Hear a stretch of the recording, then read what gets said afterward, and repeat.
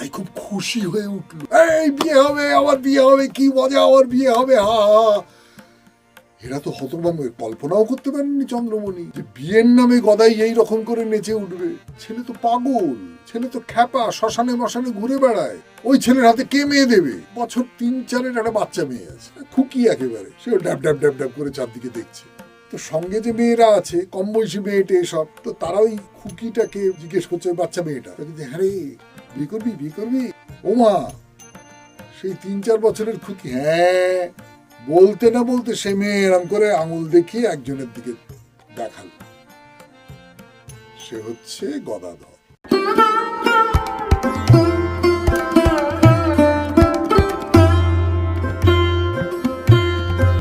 নমস্কার নমস্কার নমস্কার নমস্কার নমস্কার নমস্কার নমস্কার নমস্কার নমস্কার আপনাদের সবাইকে সবাইকে সবাইকে নমস্কার জানাচ্ছে আপনাদের সৌমিত্র বসু। সবাইকে অজস্র শুভকামনা জানাচ্ছে, সবাইকে স্বাগত জানাচ্ছে আজকের এই স্মরণে সৌমিত্র অনুষ্ঠানে, এবং সবাইকে শুভ দিন জানাচ্ছে। শুভ হোক, শুভ হোক, সকলের শুভ হোক, সকলের ভালো হোক, সকলের মঙ্গল হোক, কল্যাণ হোক, কল্যাণ হোক, কল্যাণ হোক।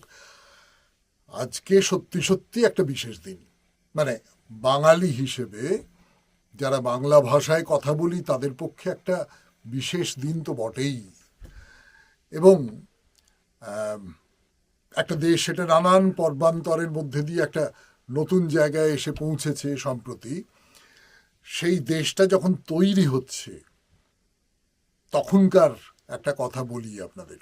আপনারা নিশ্চয়ই বুঝতে পারছেন যে আমি একটু উদ্বেগ তৈরি করবার চেষ্টা করলাম, সাসপেন্স তৈরি করবার চেষ্টা করলাম, কিন্তু যেটা বলবার সেটা হচ্ছে যে আজকের দিনে এই 7ই মার্চ তারিখেই 1971 সালের 7ই মার্চ মুজিবুর রহমান ঢাকার যে রেসকোর্স ময়দান, সেইখানে দাঁড়িয়ে তার সেই বিখ্যাত বক্তৃতা দিয়েছিলেন, আজকের সংগ্রাম, স্বাধীনতার সংগ্রাম, সেই যে আর যদি একটা গুলি চলে বা আমার একজন লোককে হত্যা করা হয়, তোমাদের কাছে আমার অনুরোধ রইল ঘরে ঘরে দুর্গ করে তোলো। এই যে বক্তৃতা দিয়েছিলেন, বিখ্যাত বক্তৃতা, সেটা ইউনেস্কো থেকেও একটা স্মরণীয় বক্তৃতা হিসেবে স্বীকার করে নেওয়া হয়েছে। সেই বক্তৃতাটা দিয়েছিলেন আজকের তারিখে 1971 খ্রিস্টাব্দে। বাংলাদেশ, স্বাধীন বাংলাদেশের জন্ম হচ্ছে তখন। তারপরে সেই স্বাধীন বাংলাদেশ নানান পর্বান্তরের মধ্যে দিয়ে গেছে, গিয়ে মধ্যে তার যে রূপ সেইটা নানানভাবে পাল্টে গিয়েছিল। তারপরে এখন আবার একটা নির্বাচন হয়েছে এবং সেই নির্বাচনে নতুন নির্বাচিত সরকার এসেছে, আবার বাংলাদেশের একটা চেহারা, অন্য রকমের চেহারা আমরা দেখতে পাচ্ছি। কিন্তু মুজিবুর রহমান, বাংলাদেশের সেই যে লড়াকু নেতা, তার সেই বক্তৃতার দিন হচ্ছে আজকে। এই কথাটা একজন বাঙালি হিসেবে সমস্ত পৃথিবীর মানুষ স্মরণ করেন, কিন্তু বাঙালি হিসেবেও নিশ্চয়ই আমাদের স্মরণ করতে হবে। প্রসঙ্গত আমি একটা কথা বলি, আমি অনেকবার বাংলাদেশে গিয়েছি, বাংলাদেশে স্বাধীনতার পরবর্তীকালে, যখন সে আর পূর্ব পাকিস্তান নয় বাংলাদেশ, তারপরে অনেকবার গেছি। তো সেখানকার মানুষজনের কাছ থেকে এমনি বইপত্র পড়েও মুক্তিযোদ্ধাদের যে অবর্ণনীয় ত্যাগ এবং তাদের যে অত্যাচারিত হওয়ার কাহিনী, সেইগুলো শুনেছি, সেইগুলো না সত্যি সত্যি প্রায় সহ্য করা যায় না। এইরকম, মানে এই যে রক্তস্নানের মধ্যে দিয়ে একটা দেশ জেগে উঠলো, সেইটা আমরা ছোটবেলায় দেখেছি, তো আমাদের খুব অদ্ভুত লাগে। তো যাই হোক, বাংলাদেশের কথা বললাম, এইবার আপনাদের একটা ব্যক্তিগত কথা বলি, মানে না বলে পারছি না, সেই জন্যে একটা ব্যক্তিগত কথা বলি। এই অনুষ্ঠানে আমি, মানে এ তো অনেকদিন হয়ে গেল, ধরুন সেই অক্টোবর মাসে পুজোর সময়, পুজোর শেষে, সেই সময় থেকে শুরু হয়েছিল এই অনুষ্ঠান, এখনো পর্যন্ত চলছে। এবং দীর্ঘদিন ধরে আমি প্রচুর পাঞ্জাবি পরে পরে, নতুন নতুন পাঞ্জাবি পরে পরে এই অনুষ্ঠান করেছি। তাতে করে কেউ কেউ চিঠিতে লিখেওছেন যে আপনার এত পাঞ্জাবি, এত পাঞ্জাবি, ইত্যাদি ইত্যাদি। তো সত্যি সত্যি আমার অনেক পাঞ্জাবি আছে, কিন্তু কুবেরের ভাণ্ডারও তো শেষ হয়, ফলে আমার পাঞ্জাবির স্টকও শেষ হয়ে গেছে। কিন্তু আপনারা এই পাঞ্জাবিটা কখনো দেখেননি, বস্তুত এইটা আমি আজকে উপহার পেয়েছি, আর উপহার পেয়েই আপনাদের সামনে এইটা পরে চলে এসেছি। এইটা আমাকে দিয়েছেন শ্রাবন্তী মজুমদার। তিনি তার যে এখন শ্বশুর বাড়ি আইল অফ ম্যান বলে একটি দ্বীপ, একটা দেশ ওই ইংল্যান্ডের পাশেই, সেইখানে চলে যাবেন। তো আজকে দেখা হয়েছিল, তিনি বললেন যে তোর জন্য একটা ছোট্ট উপহার আছে, এই নে দেখ এটা পছন্দ হয় কিনা। আমার খুব পছন্দ হয়েছে, কিন্তু আমার মনে হলো যে আপনাদের কীরকম লেগেছে সেটাও যদি একটু আপনারা জানান, তাহলে সেই খবরটাও আমি অন্তত হোয়াটসঅ্যাপে শ্রাবণ দিদিকে বলে দিতে পারবো যে আমার দর্শকেরা, শ্রোতারা, তারা এই পাঞ্জাবিটা সম্পর্কে কি বলছেন না বলছেন সেটা বলে দিতে পারবো। এইটা বলার লোভ আমি সামলাতে পারলাম না। তো যাই হোক, এইবারে তাহলে আমাদের যে অনুষ্ঠান, সেই অনুষ্ঠান, শনিবারের অনুষ্ঠান শুরু করি। শনিবারে প্রথমে কোনো একজন মহাপুরুষের কথা, আপনাদের অনুরোধ ক্রমে, আপনাদের একজনের অনুরোধে আমি এই মহাপুরুষের কথা বলবো। এর আগে রামপ্রসাদ সেন সম্পর্কে বলেছি, ঋষি অরবিন্দ সম্পর্কে তো বলেওছি, সেটাও অনুরোধের সূত্র ধরেই দেবাশিস ঘোষ তিনি অনুরোধ করেছিলেন ঋষি অরবিন্দকে নিয়ে যদি একটা কিছু কথা বলা যায়। আজকে যার কথা বলবো, বস্তুত রামপ্রসাদ সেনের সঙ্গে সঙ্গে তার নামটাও একই সঙ্গে উচ্চারিত হয়। সদানন্দময়ী কালী, মহাকালের মনমোহিনী, আপনি নাচো আপনি গাওমা, আপনি দাওমা করতালি। গানটা চেনা লাগছে? খুবই চেনা। এই গানের মধ্যে কবি কিন্তু তার নিজের নামটাও বলে দিয়েছেন। অশান্ত কমলাকান্ত দিয়ে বলে গালাগালি, ব্রহ্মাণ্ড ছিল না যবে মুন্ডমালা কোথায় পেলি। ভাবুন, মাকে তুই তোকারি করছে, এবং যে প্রশ্নটা তুলেছেন সেটা হচ্ছে, যখন ব্রহ্মাণ্ডই ছিল না তখন তুই মুন্ডমালাটা কোথায় পেলি? তো এই যে কমলাকান্ত ভট্টাচার্য, তার সম্পর্কে একটা দুটো কথা আপনাদের একটু শোনাব। মহাপুরুষের কথায় কমলাকান্ত ভট্টাচার্যের কথা বলতে বসেছি আপনাদের। এই কমলাকান্ত ভট্টাচার্য শাক্ত পদাবলীর রচয়িতা, রামপ্রসাদ সেনের মতনই। এবং এইটা আমার একটা আশ্চর্য লাগে, আমি হয়তো রামপ্রসাদ সম্পর্কে বলতে গিয়ে ওই একই কথা বলেছিলাম যে দেবীকে, দেবী বলে যাকে জানি, ঈশ্বরী বলে যাকে জানি আমরা, তাকে মা বলে সাধনা করছেন। এবং ওই যে আপনাদের একটু আগেই যে কমলাকান্ত ভট্টাচার্যের বা কমলাকান্তের, সাধক কমলাকান্তের যে গানটা একটু শোনালাম, যে ব্রহ্মাণ্ড ছিল না যবে মুন্ডমালা কোথায় পেলি, এইরকম যে প্রশ্ন দিয়ে বলে গালাগালি, অশান্ত কমলাকান্ত দিয়ে বলে গালাগালি, মাকে গালাগালি করা হচ্ছে, মাকে তুই তোকারি করা হচ্ছে। কিন্তু তিনি সদানন্দময়ী কালী, মহাকালের মনোমোহিনী। এই যে এই রকম করে দেবীকে দেখা, আমি জানি না এইরকম করে দেখা এর আশ্চর্য দেখা, মানে মায়ের সঙ্গে সন্তানের সম্পর্কটা কীরকম হবে, সে সম্পর্কটা তো খুব সহজ। এই যে ঠাকুর শ্রী রামকৃষ্ণ পরমহংসদেবের জীবন কথা বলছি, আজকেও শোনাবো আপনাদের, আজকে শনিবার। খুব সহজ একটা সম্পর্ক, তাতে রাগ, অভিমান, গালাগালি, এই সমস্তটা কিছু থাকে। এবং তুই তোকারি করেও কথা বলা, তখনকার দিনে মাকে তুই তোকারি করেও কথা বলা ছিল।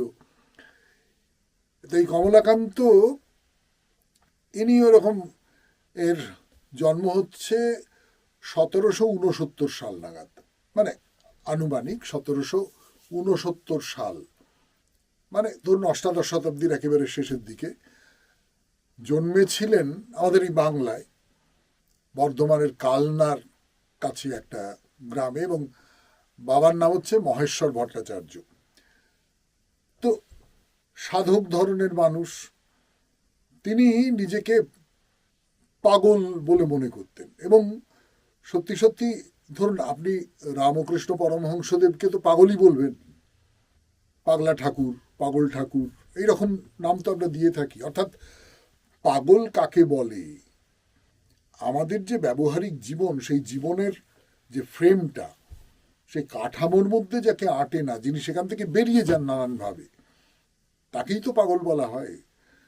তো কমলাকান্ত ভট্টাচার্য এই রকমের একজন পাগল মানুষ ছিলেন, এবং তাকে সত্যি সত্যি তার যারা অনুরাগী মানুষ তারাও তাকে পাগল বলেই অভিহিত করতেন। এবং রামকৃষ্ণ পরমহংসদেবের সঙ্গে কমলাকান্তর কিন্তু নানান দিক থেকে খুব মিল পাওয়া যায়।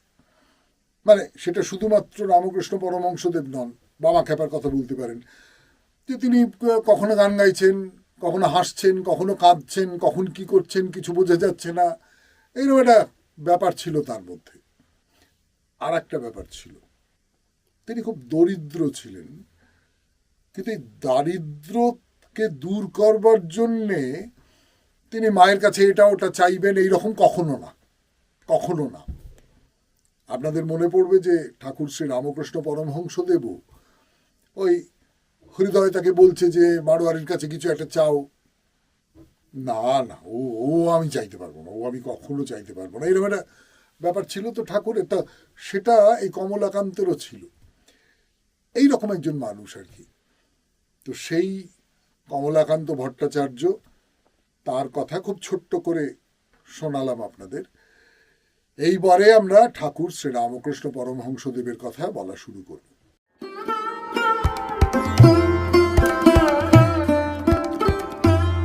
ঠাকুরের কথা তো বলবো, কিন্তু তার আগে চিঠি পড়ে নি। আজকে শনিবার, আজকে আপনাদের পাঠানো চিঠি পড়ার দিন, এবং ওই ঠাকুরের কথা বলবার মাঝখানে যদি চিঠি পড়ি তাহলে কেউ কেউ রাগ করেছেন, বলছেন যে না, মাঝখানে চিঠি পড়বেন না, তাল কেটে যায়, মনোনিবেশে বিঘ্ন ঘটে, ফলে চিঠিটা আলাদা করে পড়বেন, তারপর ঠাকুরের কথা বলুন বা না বলুন, এইরকম করে একটা ব্যাপার। তো আমি তাহলে আপাতত চিঠিটা পড়ে নিই, তারপর ঠাকুরের কথা বলবো। চিঠিটা লিখেছেন দেবাশিস কুমার ঘোষ, রামরাজাতলা, হাওড়া থেকে। পড়ে শোনাই। প্রিয় সৌমিত্রবাবু, প্রথমেই সকলকে জানাই প্রভাতী শুভেচ্ছা। আমি একটি চিঠির মাধ্যমে স্মরণে সৌমিত্র অনুষ্ঠানে ঋষি অরবিন্দ সম্বন্ধে বলতে বলেছিলাম। আপনি সেই চিঠিটি পাঠ করেননি, কিন্তু দুবার আপনি আমার প্রস্তাবকে সমর্থন করেছেন এবং ঋষি অরবিন্দকে নিয়ে অনুষ্ঠান করবেন বলে জানিয়েছেন। এর জন্য আপনাকে অসংখ্য ধন্যবাদ জানাই। ঋষি অরবিন্দকে নিয়ে আমি অনুষ্ঠান করেও ফেলেছি, বলে ফেলেছি, আপনি নিশ্চয়ই শুনেছেন। হয়তো যে চিঠিটা লিখেছেন সেটা তার আগে লেখা, তবে আমার নামটা শুনতে পেলে ভালো লাগতো, এই নামটা বলে দিলাম, হয়ে গেল। এবার আপনার কাছে আমার অনুরোধ, যদি পরমহংস শব্দটির মানে কি এবং কোন যোগীরা এই উপাধি লাভ করেন তা সম্বন্ধে কিছু বলেন তাহলে ভালো হয়। আশা করি আপনার মাধ্যমে আমি তা জানতে পারবো। এই অনুষ্ঠানের সঙ্গে যুক্ত সকলের মঙ্গল কামনা করে চিঠি শেষ করলাম।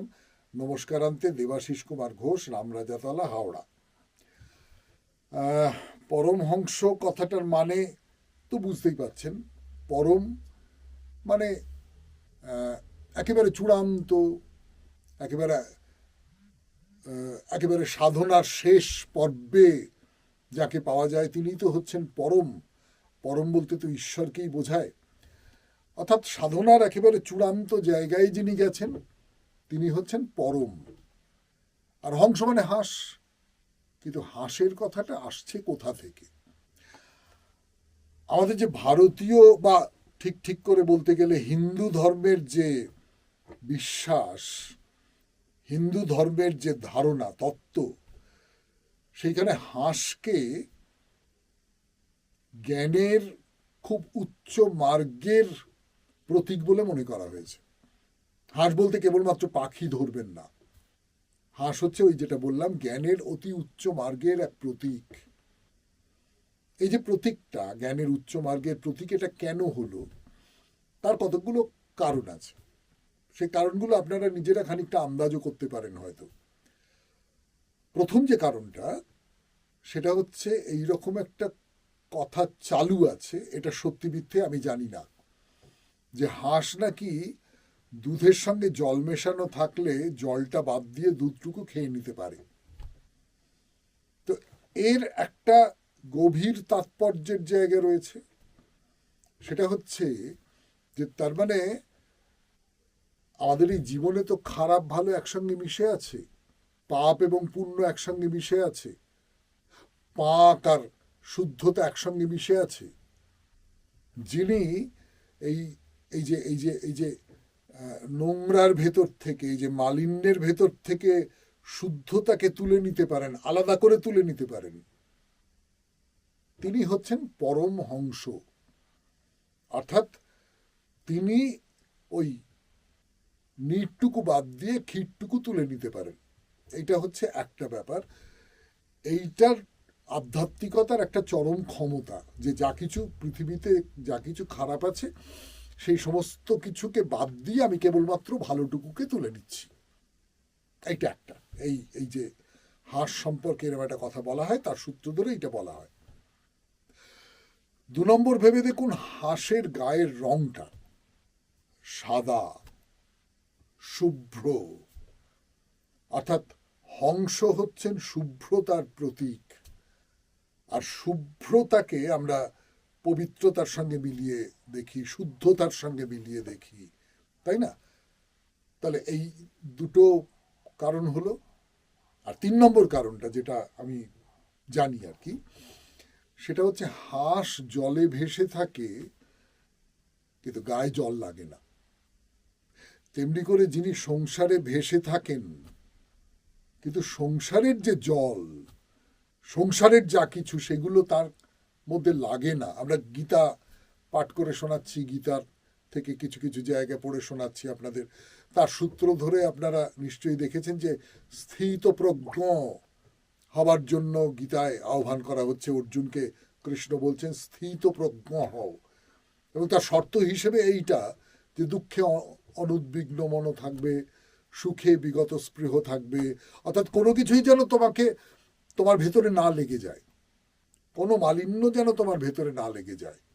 মানে ঠাকুর শ্রী রামকৃষ্ণ পরমহংসদেব বলতেন যে কাজলের ঘরে থাকলে বাবা গায়ে একটু একটু কালি লাগবে, সেই কালিটা যেন না লাগে। এই রকমের একজন মানুষ, তাকে বলা যেতে পারে পরমহংস। সাধনার অতি উচ্চ স্তরে উঠলে তিনি পরমহংস হয়ে উঠতে পারেন। আমি এইটুকু জানি, এইটুকু আপনাকে এবার আপনাদের বললাম। এইবার তাহলে ঠাকুরের কথা বলি। অনেকদিন ধরে এই স্টুডিওর যে 4 দেওয়াল, তার মধ্যে বসে বসে আপনাদের সঙ্গে কথা বলি, আপনারা দেখেন, শোনেন, কিন্তু এখন একটু বাইরে বেরিয়ে পড়লে কিরম হয়। সত্যি সত্যি বাইরে বেড়াতে যাচ্ছি। 8 তারিখ রাত্রিবেলা ট্রেনে উঠব, 9 তারিখে পৌঁছবো পুরুলিয়া অযোধ্যা পাহাড়। ধরুন 12টার সময়, সোমবার 9 তারিখ 12টার সময় থেকে যদি একটা লাইভ প্রোগ্রাম করা যায়, মানে যেখানে গিয়ে পৌঁছবো 12টার সময়, যেখানে গিয়ে পৌঁছবো সেইখান থেকেই আমাদের কথাবার্তা শুরু হয়ে যাবে। দেখাবো আপনাদের অযোধ্যা পাহাড়। যদি গিয়ে থাকেন তাহলে তো খুব ভালো, আর যদি না গিয়ে থাকেন তাহলে আমার চোখ দিয়ে দেখবেন। তাহলে মনে রাখবেন 9 তারিখ বেলা 12টার সময় এই ইউটিউবে লাইভে অযোধ্যা পাহাড়।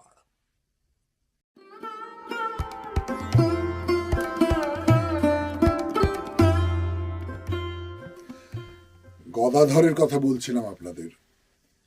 গদাধর এখন কামারপুকুরে, তো সেখানে ওই রাত্রির বেলা শ্মশানে চলে যায়। দাদা ডাকতে গেলে ওই শ্মশানের ভেতর থেকে বলে, এসো না এসো না এসো না এসো না, এখন এসো না, আমি এগুলোকে তাড়াই, তারপর আমি যাচ্ছি, তুমি ভেতরে ঢুকো না। এই পর্যন্ত আপনাদের বলেছিলাম। তো মাঝে মাঝে শ্মশানে চলে যায় এবং সেখানে গিয়ে একটা বেলগাছ পুঁতেছে, সে বেলগাছ বড় হচ্ছে, একটা বহু প্রাচীন অশ্বত্থ গাছ, সেই অশ্বত্থ গাছের নিচে বসে গদাধর সাধনা করে, এবং সেখানে মাঝে মাঝেই সে মহামায়ার দর্শন পায়, মহামায়াকে দেখতে পায়, তার সেই রূপ দেখতে পায়। এইরকম করে দিন যাচ্ছে। তখন গদাধরের বয়স ধরুন মোটামুটি 21 বছর, 20-21 বছরের যুবক বলা যেতে পারে। তো 20-21 বছর বয়স হয়ে গেছে, আর একটু পাগল ধরনের, তো একটু খ্যাপাটে ধরনের। তো বাড়িতে রামেশ্বর, চন্দ্রমণি, মা, এরা ঠিক করলেন যে গদাইয়ের বিয়ে দিতে হবে। মানে যেরকম হয় আর কি, আমাদের পুরোনো কালে তো খুবই হতো যে ছেলে যদি একটু অন্যরকম হয় তাহলে তার বিয়ে দিয়ে দাও, বউ আসবে, ও সংসারে মন বসে যাবে, এরকম একটা ব্যাপার তো তখন ছিল। এটার ভালো দিক একেবারে নেই তা নয়, কিন্তু অনেকগুলো খারাপ দিকও আছে। আমি সেই সমস্ত আলোচনার মধ্যে আর যেতে চাইছি না, কিন্তু গদাইয়ের বিয়ে দেবার একটা কথাবার্তা হচ্ছে, চুপি চুপি নানান রকম করে কথাবার্তা হচ্ছে।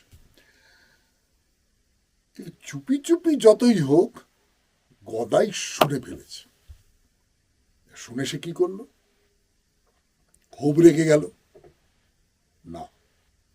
খুব মন খারাপ করে বসে রইল? না। সাধন মজুর বাড়িয়ে দিল? না না না না না। গদাই খুব খুশি হয়ে উঠল, আর বাচ্চা ছেলের মতন, এই বিয়ে হবে, আমার বিয়ে হবে, কি মজা, আমার বিয়ে হবে, হা হা। এরা তো হতভম্ব, কল্পনাও করতে পারেননি চন্দ্রমণি যে বিয়ের নামে গদাই এই রকম করে নেচে উঠবে। তো যাই হোক, নিশ্চিন্ত বলে তখন গদাইয়ের জন্য সম্বন্ধ টম্বন্ধ ইত্যাদি ইত্যাদি করা হচ্ছে। কিন্তু সেই সমস্ত সম্বন্ধই খুব একটা ফল ফলছে না। ফল ফলছে না, তার দুটো কারণ আছে। প্রথম এবং প্রধান কারণ যেটা, ছেলে তো পাগল, ছেলে তো খ্যাপা, শ্মশানে মশানে ঘুরে বেড়ায়। ওই ছেলের হাতে কে মেয়ে দেবে? যদি বা কেউ দেয়, তখনকার দিনে আবার বর পণ পেত না, মেয়েকে বউ করে নিয়ে আসবার জন্য পণ দিতে হতো। তো সে অনেক টাকা পণ চাইছে, গদাইয়ের সঙ্গে আমার মেয়ের বিয়ে দেবো কিন্তু এত টাকা দিতে হবে, এরকম করে পণ চাইছে, সে সম্ভব হচ্ছে না। তো এরকম একটা অবস্থার মধ্যে রয়েছে। এর মধ্যে ওই যে হৃদয়ের কথা বলেছিল, হৃদয়ের বাড়ি হচ্ছে শিয়রে, শিয়র বলে একটা গ্রাম, সেখানে হৃদয়ের বাড়ি। সে বাড়ি এখনো আছে, আপনারা যদি শিয়রের দিকে যান তাহলে গিয়ে দেখেও আসতে পারেন। না, হৃদয় কোনো মহাপুরুষ নন, কিন্তু মহাপুরুষের সাহচর্য করেছেন তো দীর্ঘদিন। যাই হোক, তো সেইখানে যাচ্ছে গদাধর। যাবার পথে দুটো ছেলে, তারা ছুটোছুটি করে আসছে, কাছাকাছি আসছে, আবার দূরে চলে যাচ্ছে। মানে কল্পনা নয়, কিন্তু হাওয়ায় ভেসে ভেসে কিছু হচ্ছে না, একদম দুটি ছেলে, তারা মাটিতে পা দিয়ে ছুটোছুটি করছে, ভারী মিষ্টি দুটি ছেলে, খুব ছোটোছুটি করছে।